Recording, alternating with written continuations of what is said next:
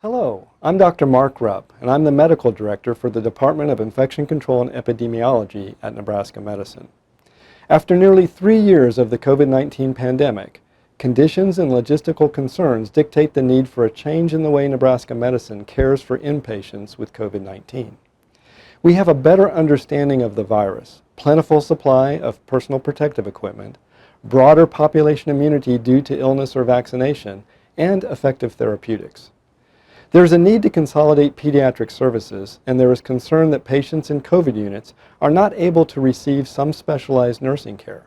Therefore, beginning Monday, February 13th, Nebraska Medicine will no longer require COVID-19 patients to be cohorted in dedicated COVID-19 units. This approach to inpatient care is consistent with how other leading academic medical centers across the country are adapting to the pandemic. We are confident in Nebraska Medicine's ability to make this change safely and efficiently. Remember as you review this information that the same principles of infection prevention that you use daily at Nebraska Medicine also apply to COVID-19. I want you to feel confident in the fact that you already have the necessary knowledge and skills to keep you, your coworkers, and your patients safe. Thank you.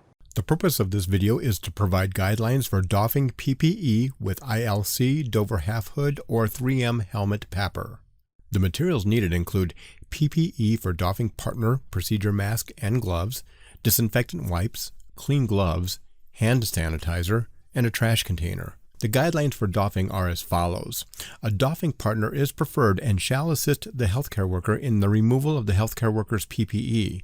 Ensure that there are doffing checklists readily available in the designated care areas.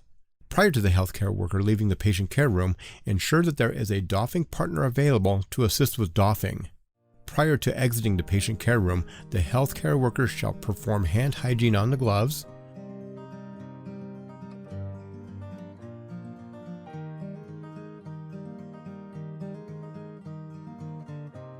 wipe door handle with disinfectant wipe,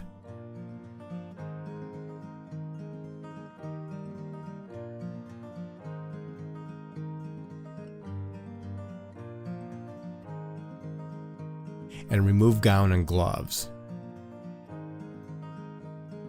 Carefully untie the gown at the waist and neck.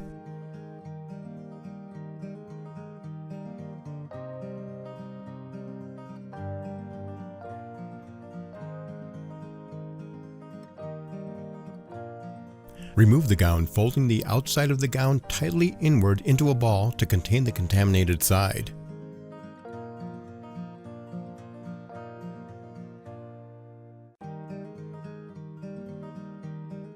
Once your gown is contained, separate the gown from the gloves and place gently into the linen hamper. Take your dominant hand and pinch the palm of the non-dominant hand and remove the glove. Ball the removed glove into the hand of the remaining glove. Slide pointer finger at the free hand under the cuff of the remaining glove and remove. Place gently into the waist. Perform hand hygiene.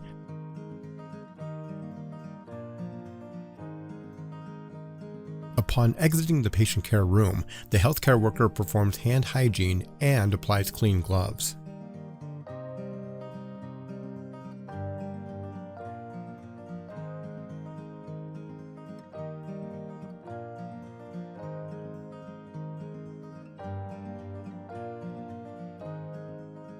To remove the PAPR belt, doffing partner will wipe down the PAPR motor, tubing, and hood and helmet with a disinfectant wipe prior to removal.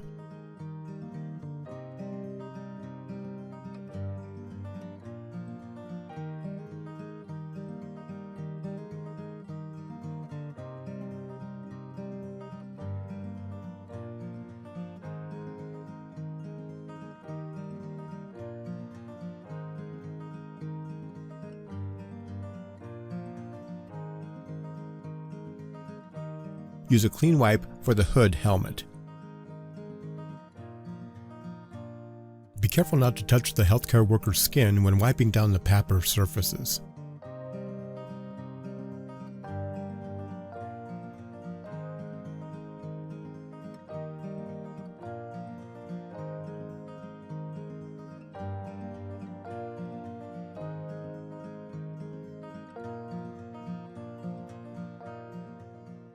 Keeping the PAPR switched on, the healthcare worker shall unbuckle the PAPR belt while the doffing partner supports the PAPR unit. The healthcare worker passes the PAPR belt to the doffing partner. The doffing partner shall buckle the belt and hold the PAPR unit.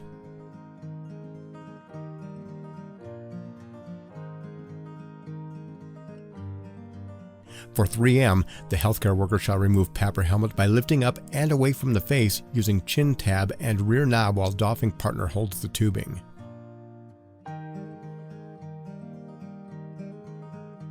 For ILC, the healthcare worker shall remove the PAPR hood by leaning forward, grasping it on the sides and pulling it forward and off while doffing partner holds tubing. The doffing partner will turn off the PAPR motor, then hand the PAPR motor to the healthcare worker for a second wipe down of all the PAPR surfaces, including the interior of the hood helmet.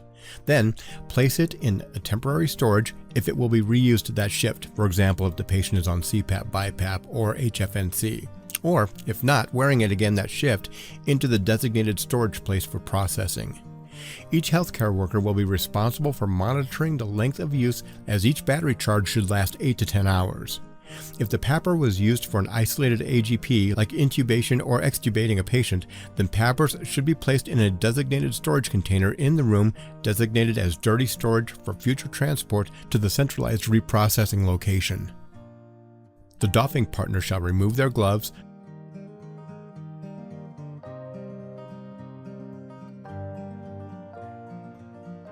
perform hand hygiene,